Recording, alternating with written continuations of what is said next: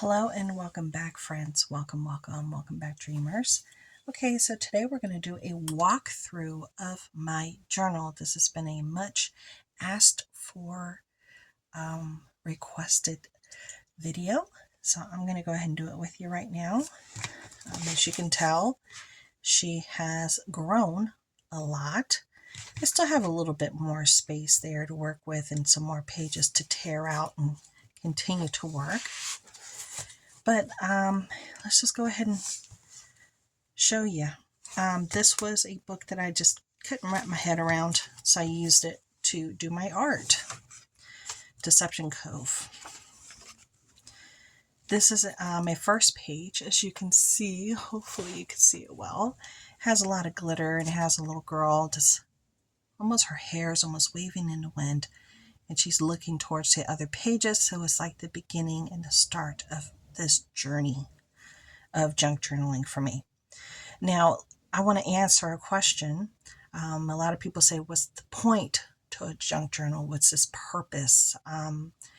Junk journaling means a lot of different things for a lot of people. Some people do it strictly with the things that they get in the mail, their magazines and what have you. I use whatever I have here at home. I use it more as an outlet for art. So instead of it being on the wall, it's inside a book. Some people actually catalog their days, their thoughts. They do studies, Bible studies, and all kinds of other things, and they do journaling within this book, within their art and the things that they create.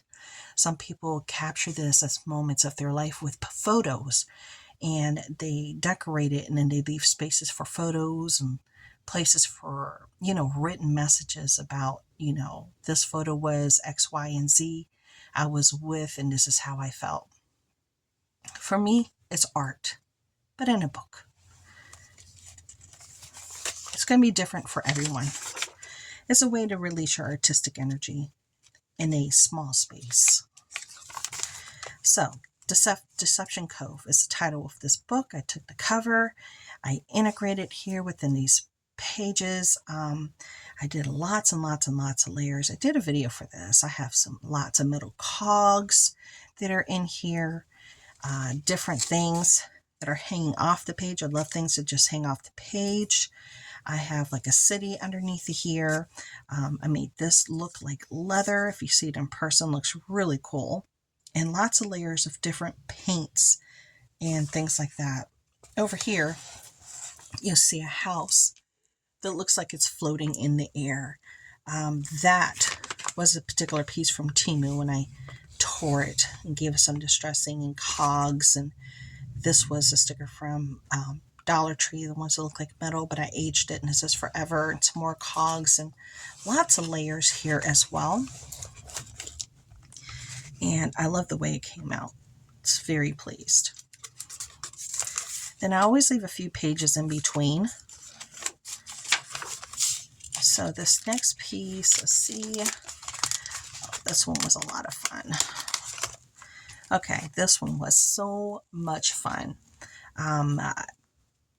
These are sticker books that I've shared from Amazon time and time again. They have just really unique stickers in these books. So I wanted to incorporate the women that had books for arms and for their clothing, because I love to read. Again, lots of different layers here with different techniques and different paint, cogs, artisan paper, fabrics, just you name it, it's in here. Different variations of paint that gives it that really cool look there. And again, really cool looking stickers, more cogs, more things. It's very textural, but still very interesting. I don't know if you could see the lady, her outfit. She's full of books.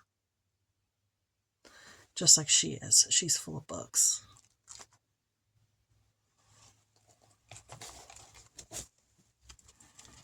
And then let's move on. This is the next one. So this is like a Victorian, kind of what I consider a little bit grunge, but for me, leans on shabby chic because I like grunge more than anything else. Doing this was a definite challenge. It was out of my genre. It's not my jam. So I really had to push myself out of my comfort zone to create these 2 pages. It really truly was a challenge for me. So I love the way they came out. Again, the normal thing of layers, layers, layers, different colors, different paints, different techniques to create this beautiful, bottom line 2 pages that you end up with to tell a short story. And I often have a lot of things, just like this one. It has all this hanging off the sides, all these fabrics. All these are incorporated within these pages. And I like it when they just hang out,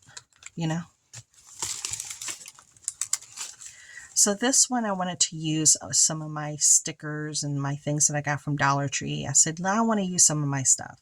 So believe it or not, this is fabric underneath of here, but I painted the fabric. This is an actual fabric right there, and then I put that on top. This was like an homage to my middle child, I should say. Would he be considered my middle child? He has sensory issues, so this was like an homage to him because he likes to feel things and feel textures, and so that's what I did that for. This one was really nice. I really love the way this came out. It has a total southwestern or western cowboy theme to it. This was a wall sticker from Dollar Tree. Love, love, love that. That was from years ago. This also was from Dollar Tree. This is still available, and it says Explore. They come just like that. All I had to do was glue it down. I had lots of really cool sheets that I was able to paint and create. This sheet here, I just love the way this came out. Use some burlap, nice brown pretty paint. Use some gold, made it look kind of rusted and old. Love this. That was a lot of fun to create that one. Now this one was challenging.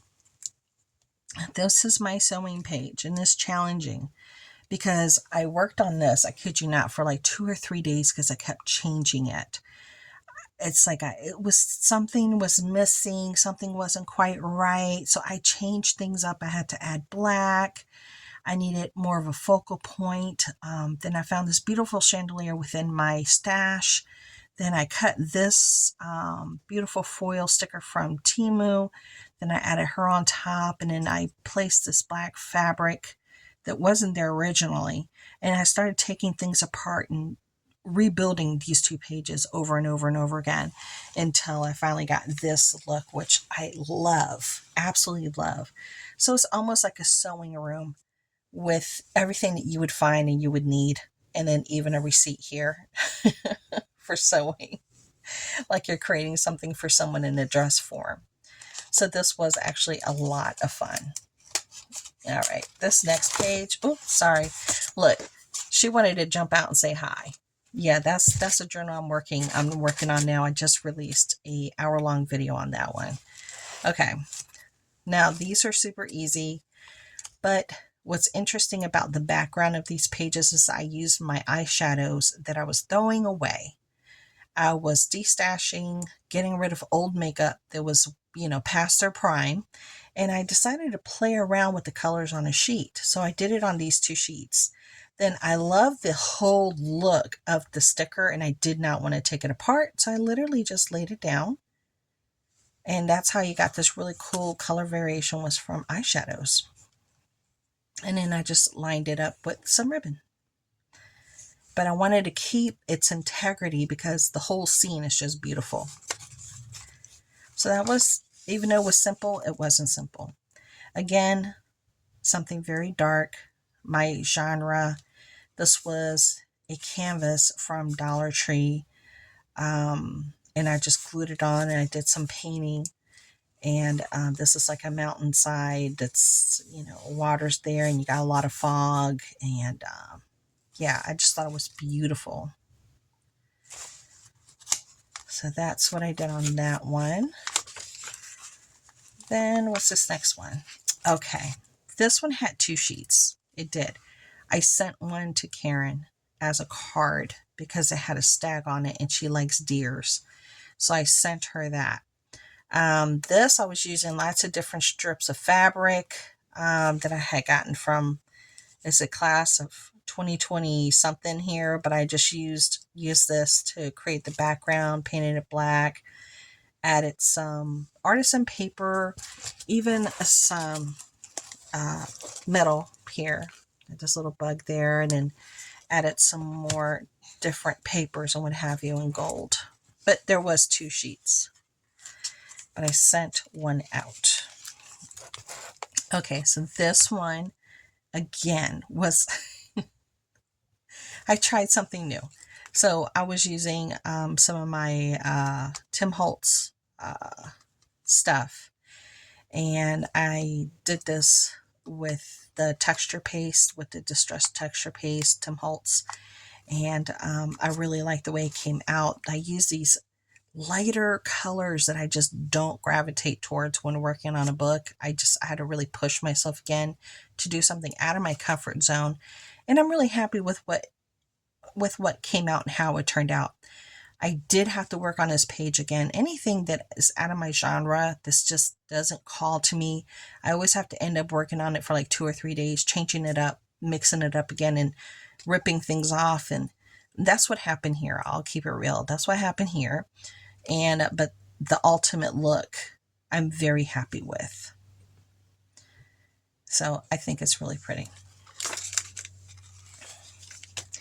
Now this one I really enjoyed because, again, this one says be still. It's showing some like townhouses, row houses in London here that are really cool. And I love the paint job that I did here in the back. Again, lots of layers. If you were here, you could see the different layers of things that I have behind here.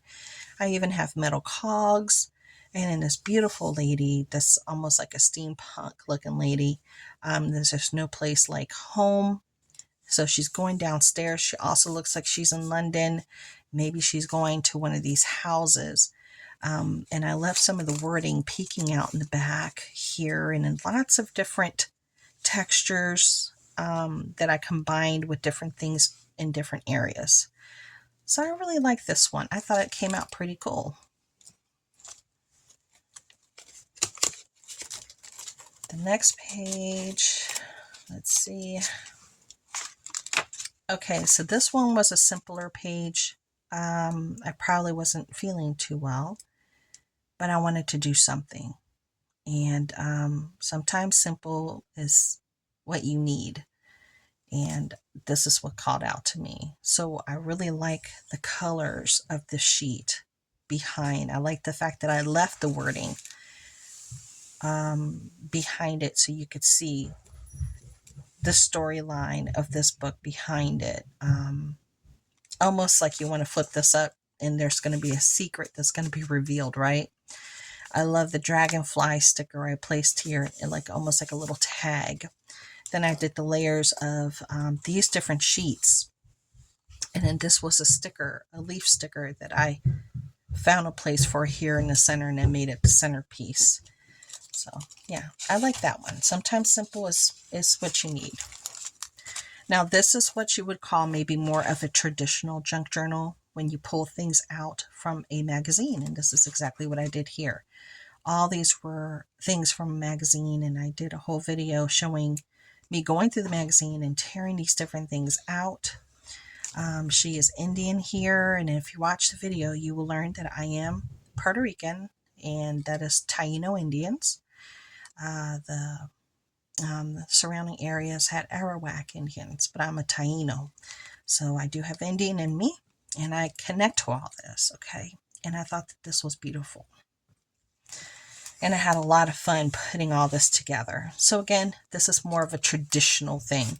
But I did do, back here, I did do some really interesting texture distress paint stuff back here to give it more movement, almost like ground. And I think it played off beautifully. And in the colors, they tell our story. And then you see the beautiful buffalo, and then the hunters with the buffalo. And it says storytellers. And she's just beautiful. She is striking.